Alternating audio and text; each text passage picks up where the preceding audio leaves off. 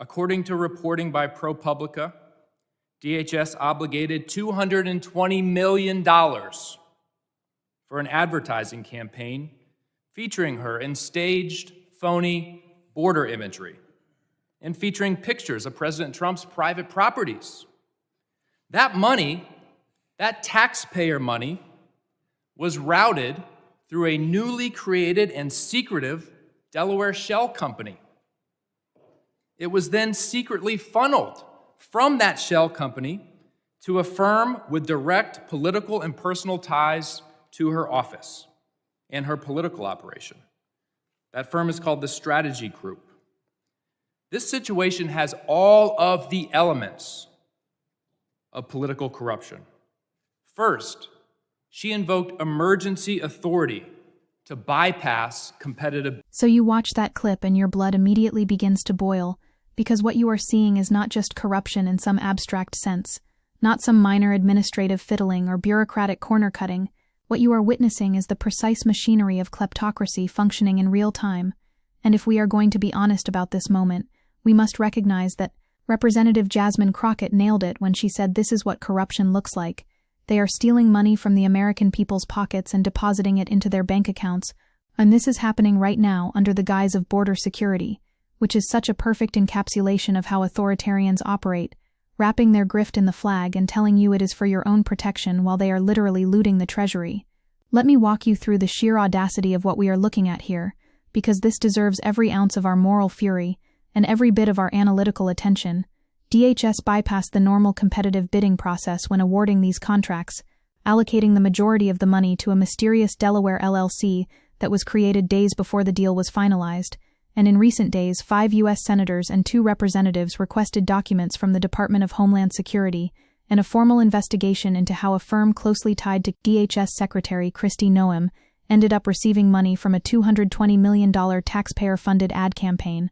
We are talking about $250 million funneled through a Delaware shell company that materialized out of thin air like some kind of fiscal apparition designed specifically to obscure who is actually getting rich off this scheme. And you want to know why Delaware? Because few states require companies to disclose their true owners, with Delaware turning the registration of anonymous companies into big business, making it the domestic equivalent of the Cayman Islands, an onshore tax haven where the corrupt and the powerful can hide their financial machinations behind layers of corporate secrecy that would make the Panama Papers look like amateur hour. But here is where it gets absolutely enraging, and you need to pay attention to this because the details matter. They always matter when we are talking about systemic corruption. The Department of Homeland Security has kept at least one beneficiary of the 9-figure ad deal a secret. Records and interviews show a Republican consulting firm with long-standing personal and business ties to Noem and her senior aides at DHS, the company running the Mount Rushmore shoot called the Strategy Group, does not appear on public documents about the contract. The main recipient listed on the contracts is a mysterious Delaware company, which was created days before the deal was finalized. Oh wait, it gets worse because you need to understand the depth of the corruption here. Corey Lewandowski, her top advisor at DHS, has worked extensively with the firm, and the company's CEO is married to Noem's chief spokesperson at DHS, Tricia McLaughlin. This is not just a conflict of interest. This is a conflict of interest turducken, where every layer you peel back reveals another layer of ethical rot, where the people who are supposed to be serving the public trust are instead constructing elaborate schemes to enrich themselves and their immediate personal circles, using your money, using taxpayer dollars that could be going to literally anything else. And before you think this is just some bureaucratic mishap or an unfortunate coincidence, let me remind you that Charles Tiefer, a leading authority on federal contract law and former member of the Commission on Wartime Contracting in Iraq and Afghanistan, said it is corrupt, is the word, and that the Strategy Group's role should prompt investigations by both the DHS Inspector General and the House Oversight Committee. When experts who have literally investigated wartime contracting fraud look at this situation and use the word corrupt without qualification, without hedging, without any of the usual academic circumspection, you know you are dealing with something that violates the most basic principles of government ethics and democratic accountability. This is not a gray area. This is not a matter of interpretation. This is textbook corruption, where emergency authority gets invoked to bypass competitive bidding, where shell companies serve as financial laundromats for political cronies, where the Secretary of Homeland Security stars in taxpayer-funded propaganda, while secretly funneling money to firms run by the husband of her chief spokesperson. Now think about the mechanism of this corruption, because it follows a pattern we have seen before and will see again unless we fundamentally disrupt it. Noem's agency invoked the national emergency at the border, as it awarded contracts for the campaign bypassing the normal competitive bidding process designed to prevent waste and corruption, and the agency wrote that any delay in providing these critical communications to the public will increase the spread of misinformation, especially misinformation by smugglers, which is such transparent nonsense that it would be laughable if it were not funding a massive grift. They invoke emergency powers not because there is a genuine emergency that requires bypassing democratic safeguards, but because those safeguards exist precisely to prevent the kind of self-dealing we are witnessing. Competitive bidding is not bureaucratic red tape. It is the mechanism by which we ensure that government contracts go to the firms that can best serve the public interest at the best price, rather than to the friends and family members of the people awarding the contracts. And you want to talk about patterns of behavior? This is not the first time that the strategy group has gotten public money through a Noem contract.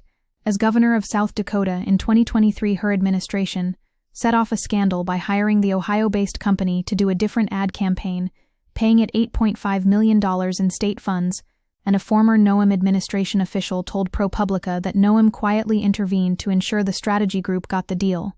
So this is not an isolated incident. Perseran of conduct where Kristi Noem systematically directs public funds to the same political consulting firm that is personally and financially connected to her inner circle, first at the state level and now at the federal level, scaling up the corruption from millions to hundreds of millions, because why stop at stealing from South Dakota taxpayers when you can steal from all American taxpayers, right? Let me also note the sheer propaganda dimension of this scheme, because it is not enough for them to steal your money. They have to use your stolen money to create content that glorifies themselves. On October 2nd, the second day of the government shutdown, Homeland Security Secretary Kristi Noem arrived at Mount Rushmore to shoot a television ad. Sitting on horseback in chaps and a cowboy hat, Noem addressed the camera with a stern message for immigrants: break our laws, we will punish you. And this happened on the second day of a government shutdown. While federal workers were not getting paid, while essential services were disrupted, Kristi Noem was cosplaying as a cowboy for a $220 million vanity project that funnels money to her political allies, starring in propaganda that positions her as some kind of border enforcement crusader, when the entire operation is actually a massive corruption scheme, dressed up in performative toughness. The cognitive dissonance required to watch a government official film campaign-style advertisements using taxpayer money during a government shutdown, while secretly enriching her friends, should break your brain. But this is where we are. This is the normalized corruption of an administration that has turned government service into a profit center for political loyalists and personal associates. 4 Senate Democrats on the Homeland Security Committee wrote in a letter to the DHS Inspector General that the public deserves to know that government officials are not using taxpayer dollars to enrich themselves and their friends on the backs of hardworking Americans, and they called for the Inspector General to investigate whether DHS officials had violated federal laws and contracting regulations designed to prevent self-dealing, which is exactly the kind of oversight we desperately need, but which Republicans are systematically blocking because they are complicit in this corruption. Now I want you to think about this in the broader context of what is happening with the Trump administration, because this Noem scandal is not happening in isolation. Selling access and influence is the defining feature of the Trump White House, and this president has spent these first 100 days clearing a path for corruption and letting big corporations, his fellow felons and billionaire buddies, know that the Trump White House is open for business for a price. If you put enough money directly into Trump's personal pocket, or show that you are loyal to the MAGA cartel, you too could find that your cases have been dropped, that red tape has been cut, or you get some lucrative business and government contracts thrown your way.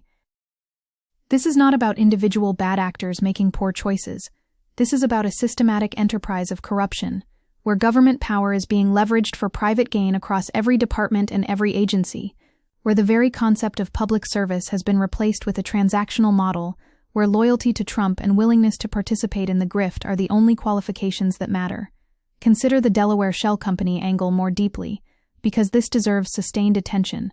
The majority of the money, $143 million, has gone to a mysterious LLC in Delaware. The company was created just days before it was awarded the deal. Little is known about the Delaware company, which is called Safe America Media, and lists its address as the Virginia home of a veteran Republican operative, Michael McElwain. And the fact that a company materializes mere days before receiving a $143 million no-bid contract should trigger every alarm bell in your head, because that is not how legitimate business relationships work. Companies that can handle 9-figure federal contracts have track records, they have infrastructure, they have demonstrated capacity. They do not just pop into existence right before landing massive government deals, unless the deal was prearranged and the company exists solely as a vehicle to obscure the flow of money. The use of Delaware shell companies is a particularly insidious aspect of American corporate secrecy that enables corruption at every level. Delaware is a place where extreme corporate secrecy enables corrupt people, shady companies, drug traffickers, embezzlers, and fraudsters to cover their tracks when shifting dirty money from one place to another.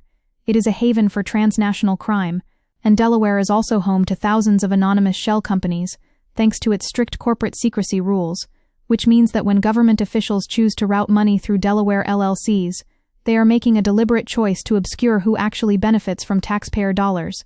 This is not a neutral administrative decision. This is a conscious effort to hide financial flows from public scrutiny and from the oversight mechanisms that are supposed to prevent exactly this kind of corruption. And we need to talk about how this ties into the broader erosion of democratic norms and the weaponization of emergency powers, because the ad campaign was authorized after DHS invoked a national emergency at the border to bypass competitive bidding rules. The department's contracting budget has tripled to unprecedented levels, accelerated by the recent Big Beautiful Bill, which granted DHS more than $150 billion, and Noem has required personal approval for any payment above $100,000. So she has positioned herself as the personal arbiter of massive contracts while simultaneously invoking emergency powers to circumvent the safeguards that would prevent her from steering those contracts to her friends. This is authoritarianism 101. You create or exploit a crisis, real or imagined. You use that crisis to justify the suspension of normal democratic processes, and then you use your expanded emergency powers to enrich yourself and consolidate power. The fact that House Minority Leader Hakeem Jeffries called for Noem to resign following the ProPublica report tells you how serious Democratic leadership views this corruption, and yet where are the consequences? Where is the accountability? Rumors had swirled in recent days that President Donald Trump was considering replacing her as head of DHS, but Trump pushed back on those rumors, telling reporters that Noem has been fantastic because, of course, Trump thinks she is fantastic. She is doing exactly what this administration rewards, which is using government power to enrich political allies, while wrapping it all in performative cruelty toward immigrants and border security theater. Let me be absolutely clear about what is at stake here, because this is not just about one cabinet secretary or one corrupt contract. Democracies die when the very powerful people steal from us so regularly, so openly, so unapologetically, that we come to believe that it is normal, and Democrats and Republicans in this body have been accused of and convicted of acts of corruption. It has been a fact of life in American politics for a long time, but never before has the corruption happened this openly or this frequently. We are witnessing the normalization of kleptocracy, where government officials are not even pretending to follow ethics rules or conflict of interest regulations, where the shell companies and the no-bid contracts and the family members on the payroll are all just out in the open because they have calculated correctly that accountability mechanisms have been so thoroughly dismantled that they can steal with impunity. Think about the opportunity cost of this corruption. $220 million that went to Noem's ad campaign could have funded, and here I want you to really sit with this, it could have funded early childhood education programs, it could have funded infrastructure repairs, it could have funded veteran services, it could have funded community health centers, it could have funded literally thousands of things that would have materially improved people's lives, but instead it went to producing propaganda videos of Kristi Noem on a horse and enriching political consultants who are married to her staff. Every dollar spent on this corrupt scheme is a dollar not spent on the public good, and that is by design, because the entire point of kleptocracy is to transfer public wealth into private hands. The reporting from ProPublica deserves enormous credit here, because the demands for an investigation come after a ProPublica story revealed that the Noem-connected strategy group was secretly a subcontractor on the ad campaign. Investigative journalism matters so fundamentally to democratic accountability. Without journalists doing the hard work of following the money and uncovering these schemes, the corruption would continue completely undetected. But ProPublica exposed the shell company structure, they exposed the personal relationships, they exposed the bypassing of competitive bidding, and now we have Democratic lawmakers calling for investigations and resignations, though of course the spokesperson for the DHS Inspector General told ProPublica that as a matter of policy it does not confirm or deny investigations, and the strategy group did not respond to questions because when you are caught in a massive corruption scheme, the strategy is always to refuse to engage with the accusations and hope the news cycle moves on. We also need to acknowledge how this connects to other scandals swirling around Noem, because a ProPublica investigation reveals Homeland Security Secretary Kristi Noem secretly took a personal cut of $80,000 in political donations made to her dark money group, and they are exactly right to frame this as potential self-dealing, because that is precisely what this is. When a government official uses their position to direct taxpayer money to entities that are owned by or connected to their friends, family, and political associates, that is the textbook definition of self-dealing, and it is illegal under federal procurement law.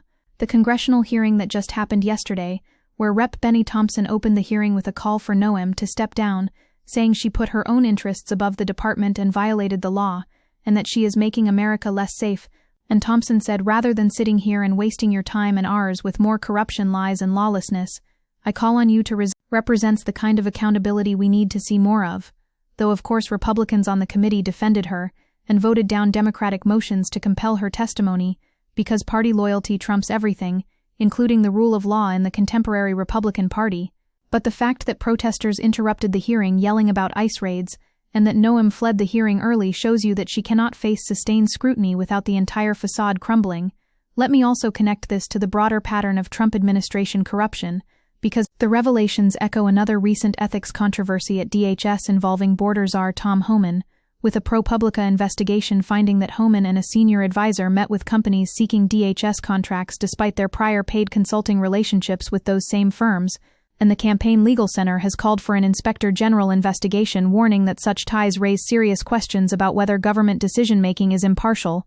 So it is not just Noem, it is Homan, it is Lewandowski, it is an entire network of Trump loyalists who have turned the Department of Homeland Security into a personal profit center where the guiding principle is not public service, but private enrichment. The role of Corey Lewandowski deserves particular attention because Noem's backers blamed a whisper campaign on supporters of her administration rival border czar Tom Homan, and a White House official said that Stephen Miller, President Trump's deputy chief of staff, is leading the charge to remove Noem. But even as there are internal battles over turf and power, the underlying corruption remains constant. Whether it is Noem or whoever replaces her, the structural incentives for corruption remain, unless we fundamentally reform how government contracts are awarded and how conflicts of interest are policed. And right now, those reforms are not coming from a Republican Party that benefits from the corruption and has abandoned any pretense of governing ethically. The sheer scale of the money involved should take your breath away. The contracts total $220 million so far, leading the DHS ad budget to triple in the most recent fiscal year, according to Bloomberg, which means they did not just slightly increase the advertising budget, they tripled it and directed that massive expansion to shell companies and politically connected firms. This is not normal budget growth. This is not responding to legitimate programmatic needs. This is creating a budget explosion specifically to accommodate a corruption scheme, and the fact that it happened so quickly after Noem took office tells you this was planned. This was deliberate. This was the entire point of her appointment. When we talk about what corruption looks like in practice, this is it. It is shell companies created days before receiving contracts. It is spouses of government officials running firms that get taxpayer money. It is emergency powers invoked to bypass oversight. It is refusal to answer questions or comply with congressional oversight. It is the secretary of the department starring in propaganda films funded by the corruption scheme. It is the systematic betrayal of public trust in service of private greed.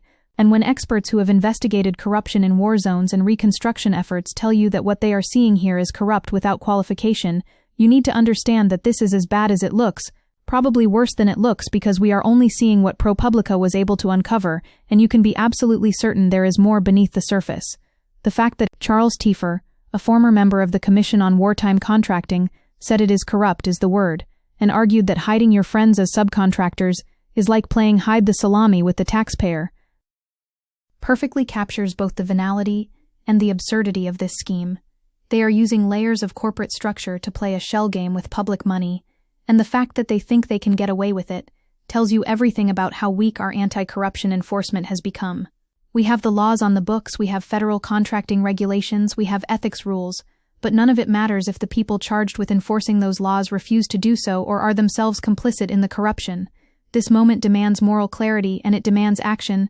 We cannot allow this kind of systematic looting of the public treasury to be normalized. We cannot allow corruption on this scale to be met with congressional hearings that produce no consequences. We cannot allow shell companies and emergency powers and conflicts of interest to be the standard operating procedure of government. The demands for investigation from Senate Democrats are necessary but insufficient. We need criminal referrals, we need independent prosecutors.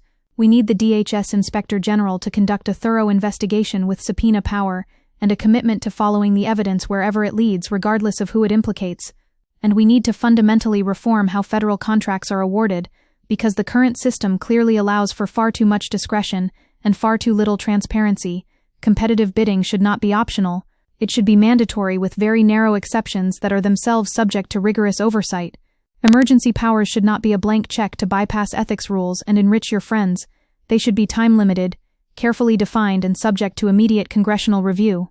And beneficial ownership of companies receiving federal contracts should be publicly disclosed, so that journalists and watchdog groups and ordinary citizens can follow the money and identify conflicts of interest.